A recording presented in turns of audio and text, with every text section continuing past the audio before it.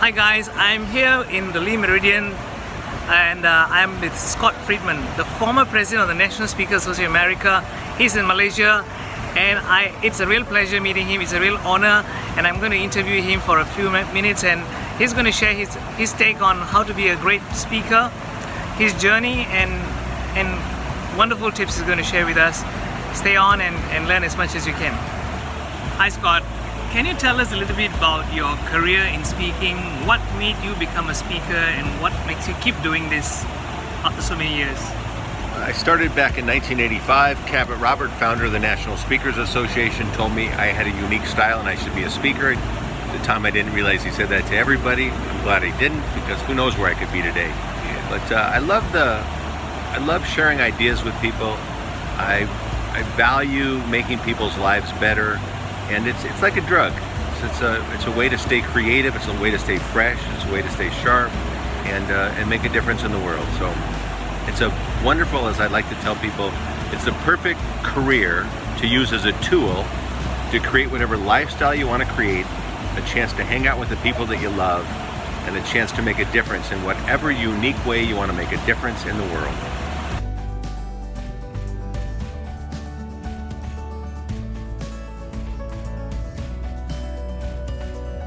Fantastic.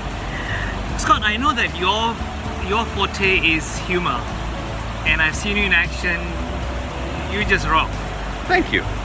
What do you think a speaker needs to do when he wants to incorporate humor, and why do you think humor is important? Cabot Robert many years ago said you don't have to use humor unless you want to get paid. So humor is really the vehicle to allow people in, and once you have them listening to you, then you sneak in the message, and that will be the anchor for them to remember that material. I think the key to being a great speaker is authenticity, vulnerability, and humility. So if you can find your unique style and share that authenticity and your unique humor style, then it will be much more natural and you'll be able to connect much better with your audience.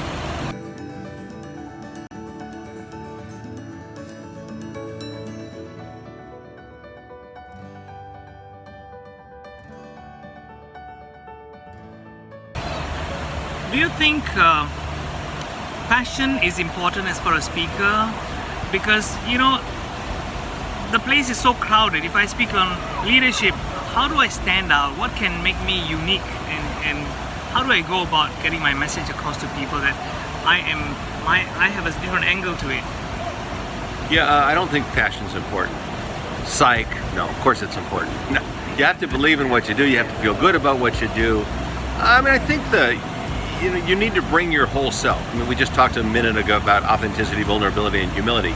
It's sharing your story humbly, your failures, and then doing enough research so that you make sure it's relevant to your audience. So I think to be a great speaker today, you need to do more research on who will be in your audience. And as trainers or as speakers, we are not the sage on the stage. We are more a facilitator of learning. We're the guide on the side. Aww. So how can we facilitate the wisdom in the room? That's really what the goal is.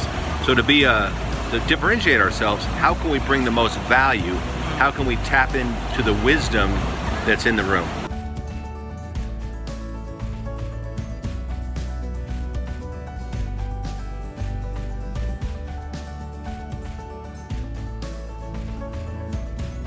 You have also written a couple of books. And how has this book writing affected your career, Scott?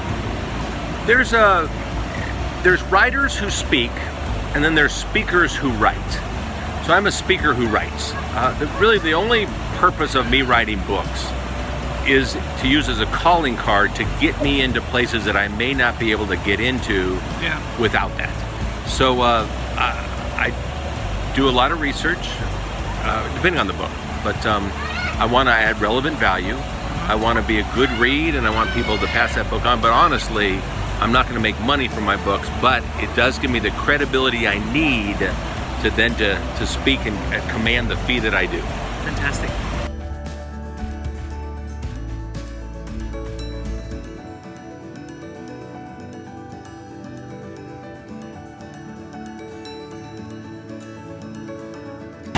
What advice would you give to those new speakers out there who are just starting off in their career? They're sort of stumbling their way around and not sure what to do. So find something that you're passionate about. Find something that adds value to people's lives, and then research as much as you possibly can about that topic. And really, over time, your topic will evolve given looking at the eyes of your audience, what truly resonates with them, where the value points are, and what really inside of you makes you feel good and you want to share, so that you're making a difference, yet you're making a difference with the material that is going to resonate with people.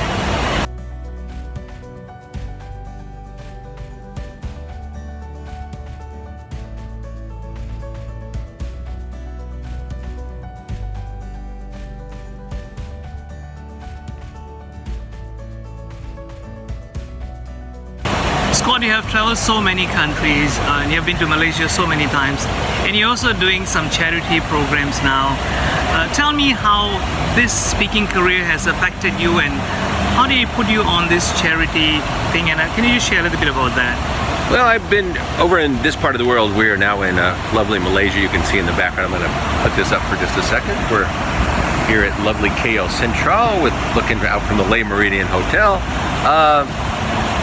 I've been coming to this part of the world about 20 years now, and 11 years ago, me and my good friend Jana Stanfield, who had also been over here for a long time, decided, we really wanted to give back. There's so much need over here, and at the end of the day, as Winston Churchill once said, you make a living by what you get, but you make a life by what you give.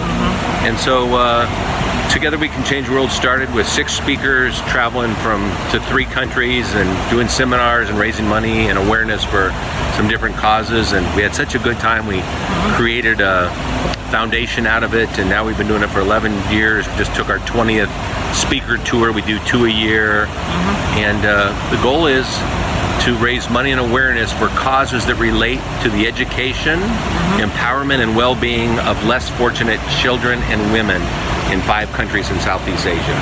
So it's been a true blessing, and as we all know, you get so much more from serving than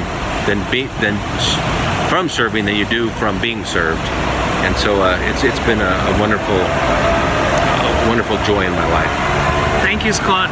It's an honor. It's a real pleasure meeting you again, and I'm sure I can learn a lot more from you. And thank you so much. Thanks, Jeff. Great to be with you. Yeah, good to see you again. Sure.